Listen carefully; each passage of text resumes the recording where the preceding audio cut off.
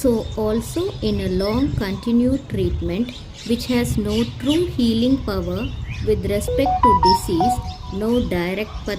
homeopathic relation to the parts and process concerned in the chronic disease, but internally assaults other delicate parts and organs of the body. In such cases, the vital force, in order to protect the whole from destruction, dynamically and organically transmutes these fine organs, that is, either makes them inactive or paralyzes them or dulls their sensitiveness or makes them altogether callous.